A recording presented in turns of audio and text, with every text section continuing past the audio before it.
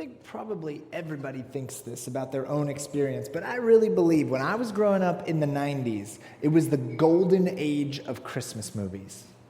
You know what I'm talking about? It's the golden age. Whether it was National Lampoon's Christmas Vacation, Home Alone, The Santa Claus, The Muppet Christmas Carol, or the live-action Grinch, we had it all. Right? Of course, you had the classics, right? The older ones, like the claymation cluster, like Rudolph and Frosty and Santa. Santa Claus is coming to town and all those. Or there were the timeless, like the greatest of all time, the It's a Wonderful Life, right? So we had all those, and we had all the new ones too. And so the reason I say that my childhood was the golden age is that it sure seems like all the movies they're making today are sequels to the ones that came out when I was a kid, right? So we win. And I'm not even going to talk about the Hallmark Channel and their 42 new Christmas movies a year. I'm not making that number up. Hallmark Channel released 42 movies this year. Wow.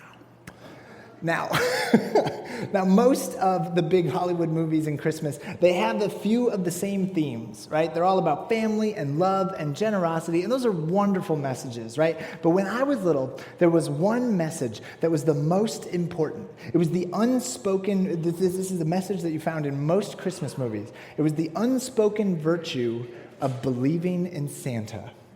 Right? Whether it was Tim Allen in The Santa Claus or the little girl in Miracle on 34th Street or Buddy the Elf, for most holidays, there was an unspoken virtue of believing in Santa. Now, before I continue, I just want to say, I am not going to get into the whole Santa versus Jesus thing, right? Santa, St. Nicholas, it was based on a bishop in the Christian church in the 4th century. Santa kneeled at the foot of the cross and recognized Jesus Christ as his Lord. So they're not competitors, right? Okay, so...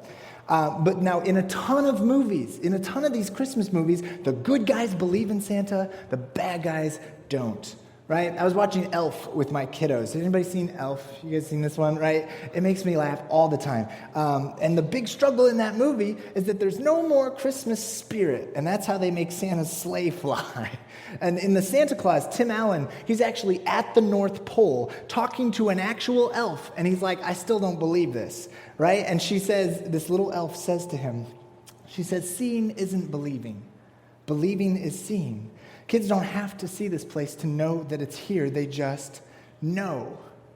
Now, my point with all of this is whether you believe in the fat man who eats your Christmas cookies or not, what I want you to see is that these films are getting all their ideas from our faith. They get all these ideas from our walk with Jesus. They're describing Christian faith, and that's what we're going to find in our book, with our work in the book of Hebrews today.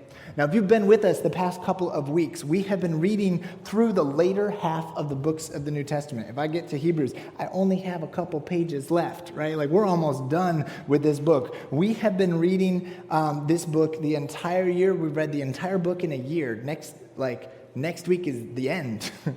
The letters, and we've been reading the letters in the New Testament, and they deal with three main things: encouragement, teachings, and conflict management. And Hebrews, this is one of those books, is mostly teachings. It teaches us a lot about Jesus. But in chapter 11, we're going to spend some time in chapter 11. And chapter 11 is kind of like a flashback episode. Do you know what I mean? Sometimes in sitcoms, they'll have it's not a real episode. Like all the characters are sitting around the fire or something. They're like, do you remember when? And then the whole episode is just clips from old episodes. Have you ever seen that? It drives me crazy. It feels like cheating, right? It's not. It's just like, come on, make a real episode, But they do the flashback episodes. That's chapter 11 of Hebrews. It's this massive list of stories from previous books in the Bible. It's kind of like when you finish eating at Thanksgiving and everyone's just stuffed and there's, big extended Christmas dinner or something like that, and you just kind of sit around and commiserate. Do you remember when we were kids and we used to blah, blah, blah? You remember this, right? Do you guys do this too? I do it, and I'm not even that old. I love to just talk about, remember this? Some of my favorite moments, just sitting around, shooting the breeze, sharing stories, and laughing at memories. And that's what Hebrews 11 is. It's memories. It's like, do you remember when Abel had faith? Do you remember when Enoch had faith? Do you remember when Noah had faith? Do you remember when Abraham had faith? Now, moment of honesty, I couldn't remember Enoch off the top of my head. I had to go look him up. I was like, I don't remember. I need to go back and read. That's in Genesis 5. If you've got a really solid Bible, Hebrews 11, sometimes they have all the references down at the bottom. They're like, if you want to read that story, go back to this part, and you can actually find the story.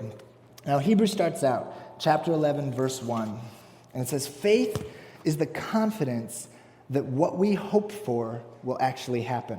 It gives us assurance about the things that we cannot see. Through their faith, the people in days of old earned a good reputation. By faith, we understand that the entire universe was formed at God's command, that what we now see did not come from anything that can be seen.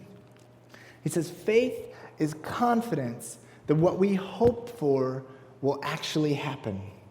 There's another translation that phrases it a little differently. It says that faith is the evidence of things unseen. Faith is where we trust.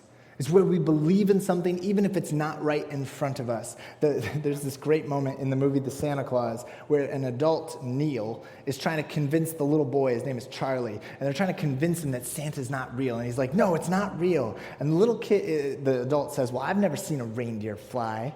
And the little boy goes, well, have you ever seen $1 million?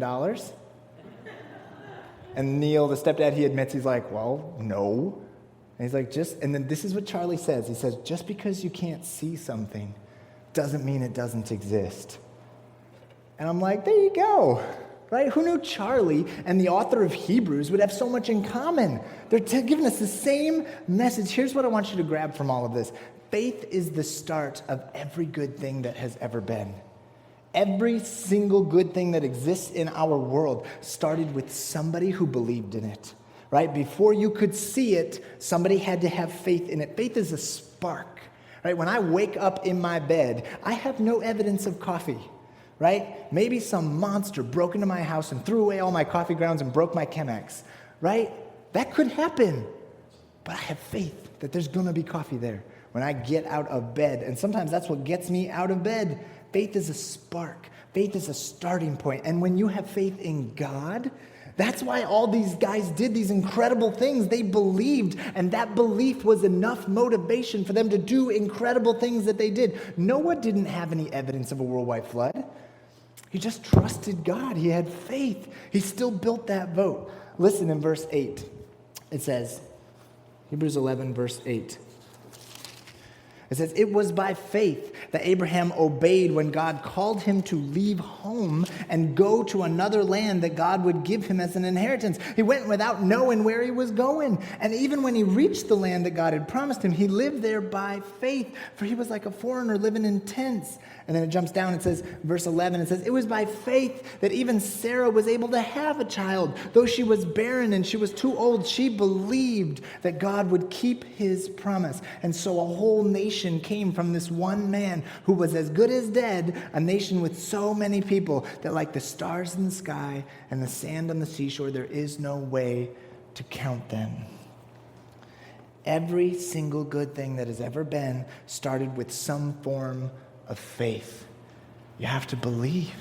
You have to believe. And so verse 6, let's jump back to verse 6, it says, and it's impossible to please God without faith. Anyone who wants to come to him must believe that God exists and that he rewards those who sincerely seek him.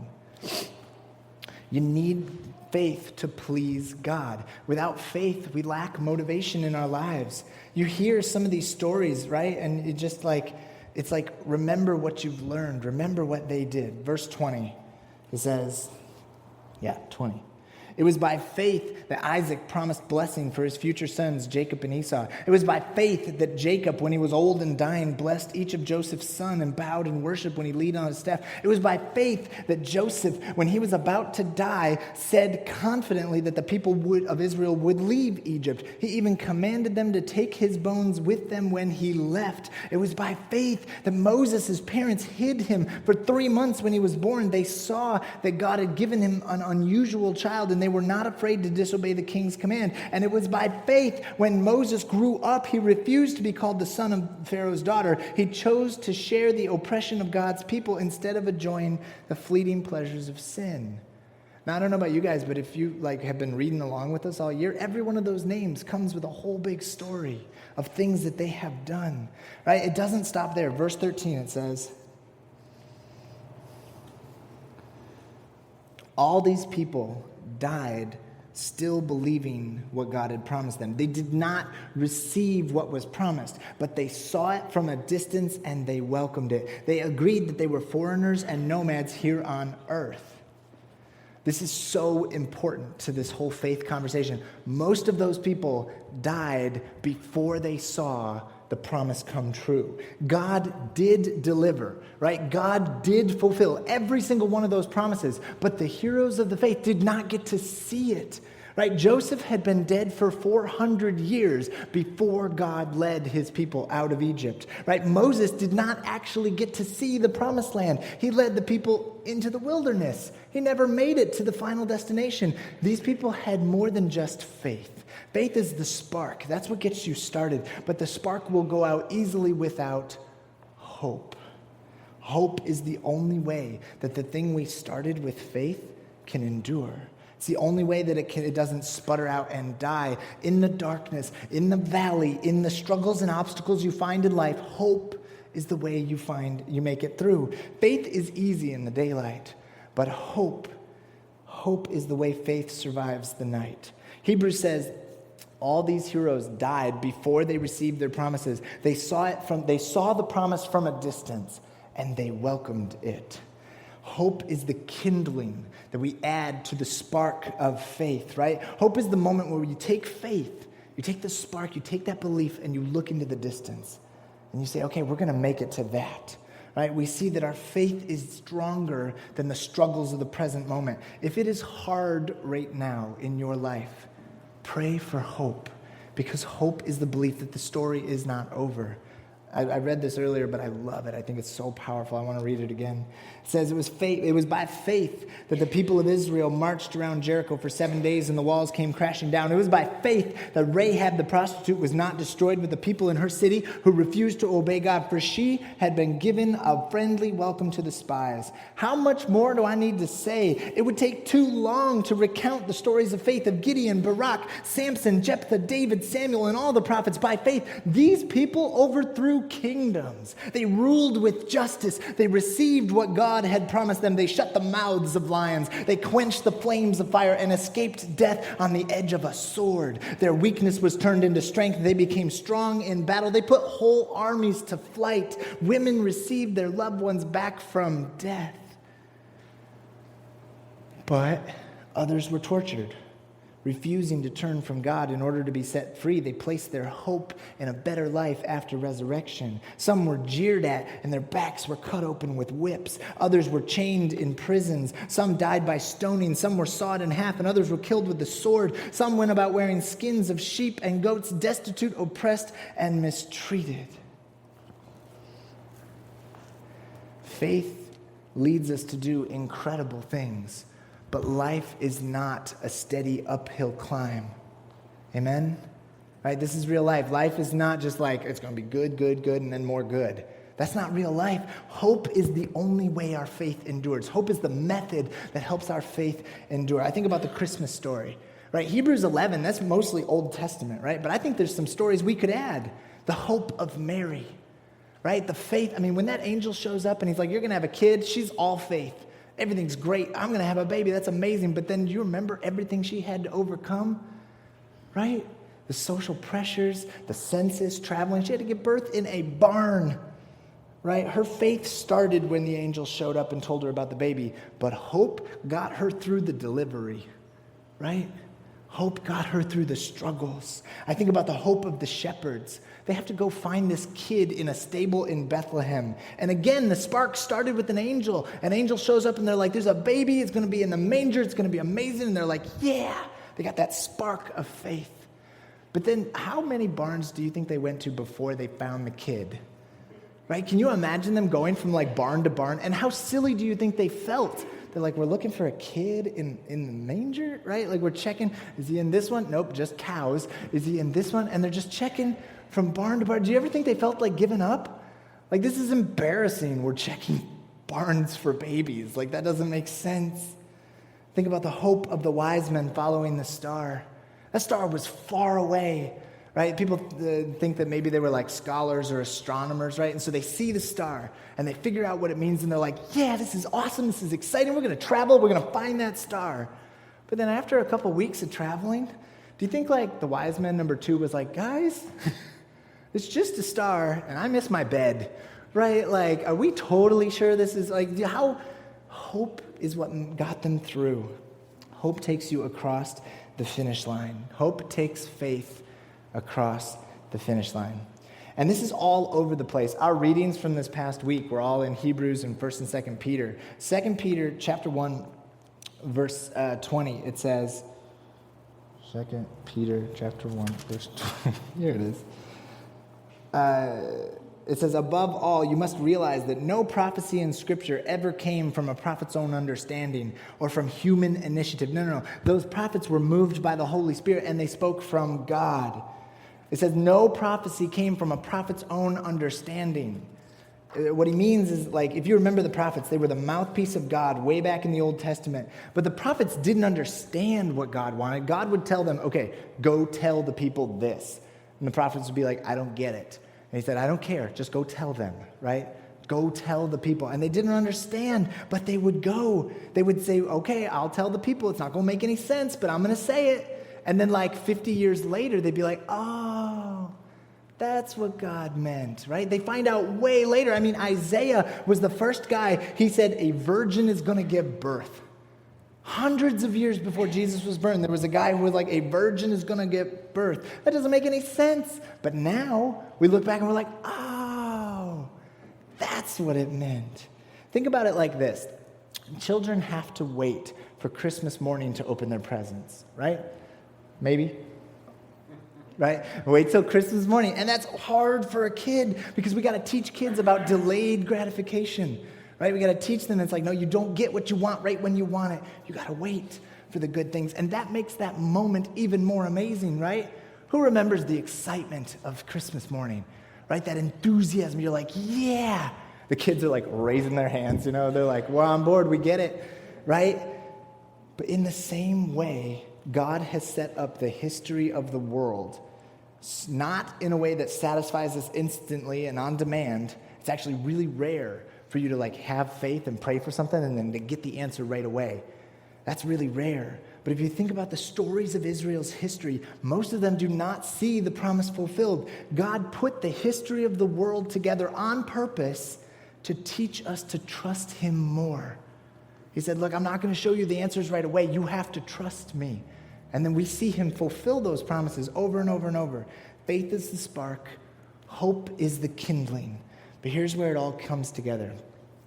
The reason I'm teaching you this stuff about faith and hope is so that you can love people better. We teach you these things about faith and hope so that you can better love. The whole point of lighting a fire is so that we can see by its light. There's an old story about a school system in a large city, and they had a program to help kids who were in the hospital. If a kid was going to be in the hospital for a long time, like, a couple of weeks in the hospital, they would send tutors into the hospital so the kids wouldn't fall too far behind, right? And there was this lady who was assigned to a certain kid, and she took the name and the room number, and then she talked with his teacher to learn what she was supposed to teach him. And the teacher said, we're learning about nouns and adverbs. That's what you got to teach him. So she goes in, and the hospital program teacher, she goes in to see the boy, but no one had told her this little boy had been badly burned, and he was in a lot of pain, and actually they weren't even sure if he was going to make it. Like, it was a big mess. So she walks in, and she kind of, she's kind of shocked, and she kind of stammers, because you don't want to, make a big deal, but at the same time, what you're seeing is a big deal. And she says, wow, I've been sent by the school to help you with nouns and adverbs. And she left that, and afterwards she felt like, she just kind of went through the lesson, and she finished, and she's like, whew, I don't know what that was. That wasn't very good. And she left. She comes back the next day. The nurse stopped her in the hallway, and she said, what did you do to that boy? And the teacher's like, uh-oh, oh no. And she just starts apologizing. She's like, I'm so sorry. I don't know what happened. I was shocked. And the nurse is like, no, you misunderstand. Ever since you came, that little boy's whole attitude has changed. He's starting to fight back. He's starting to respond to treatment. It's as though he has decided to live. And 2 weeks later, after that teacher had been there for 2 weeks with him, the boy explained what was going on. He's like, oh, well, I had kind of given up hope. It hurt a lot. I was really badly burned. I'd given up hope. But then you showed up, and I had this realization. They wouldn't send a teacher to teach nouns and adverbs to a kid who was dying, would they? Faith and hope brings healing into people's lives. It gives peace to us who have faith. And I want you to understand, faith and hope have enormous psychological benefit, right? Like if you have faith and hope, your life is better. You will have stronger mental health. But it's not just for us, right? As people who follow Jesus, we work to cultivate and grow faith and hope in our lives so that we can be better at loving the people around us. 1 Peter chapter 4, it tells us in verse 7. 1 Peter chapter 4, verse 7. It says, the end of the world is coming soon. Therefore, be earnest and disciplined in your prayer. But most important of all, continue to show deep love for each other, for love covers a multitude of sins. Be earnest and disciplined, but most importantly, love each other. Now, I want you to think about the Christmas story.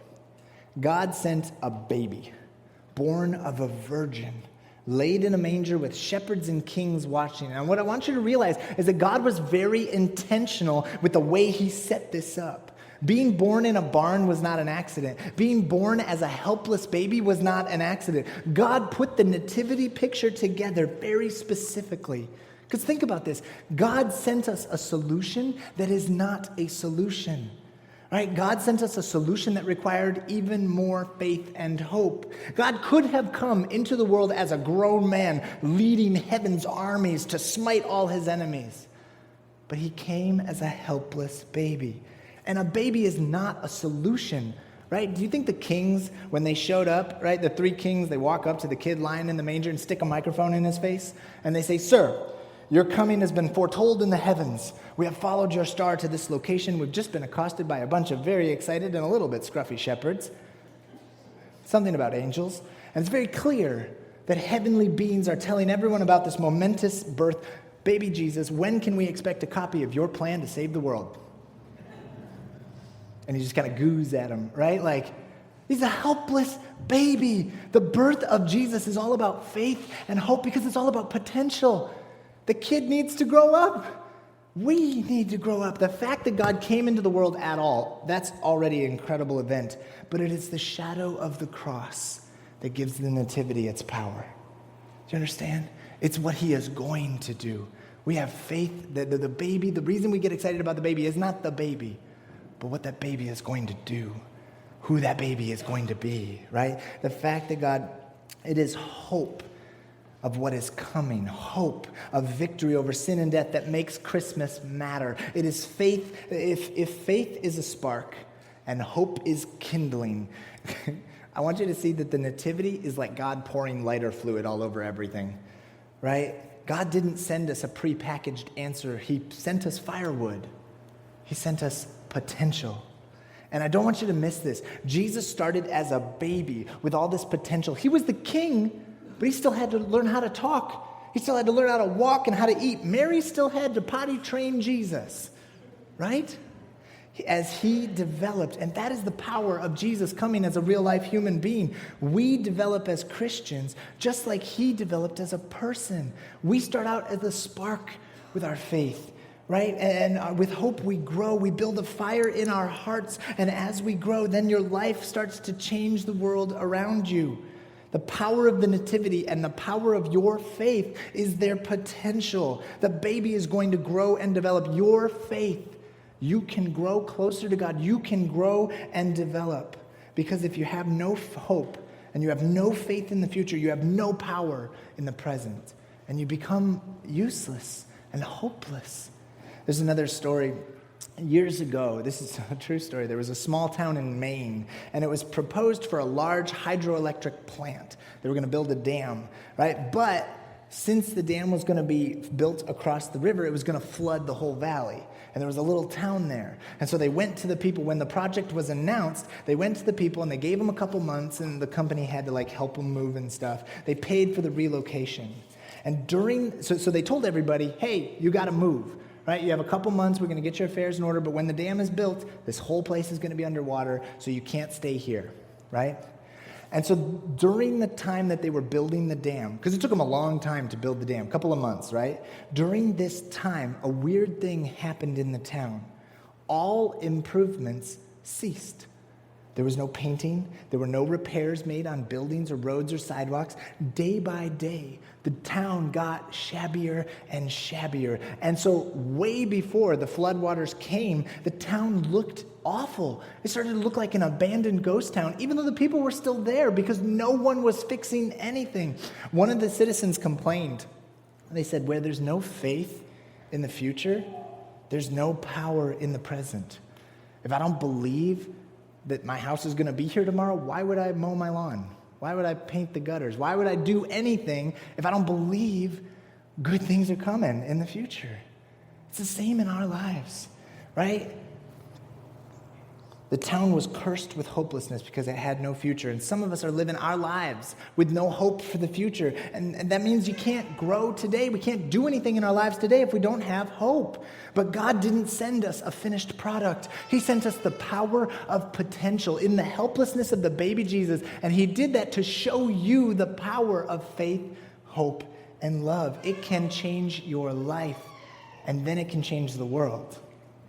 So I have 3 quick challenges for you today, and then we're done. Number 1, I want you to believe without seeing. Believe without seeing. Faith is the evidence of things unseen. It is the spark that lights up your heart. So believe. Second, I want you to hope.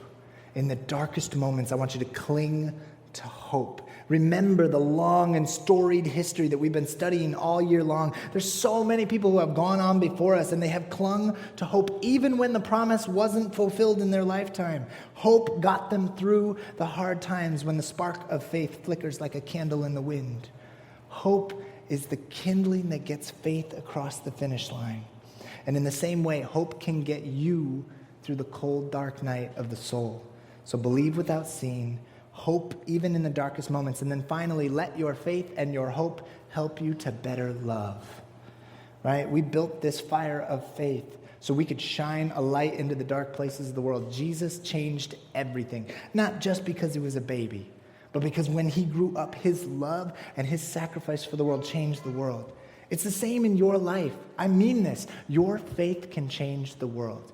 You can make a positive impact in the people around you. Your faith can grow, and when you have grown, your love and your sacrifice will change the world.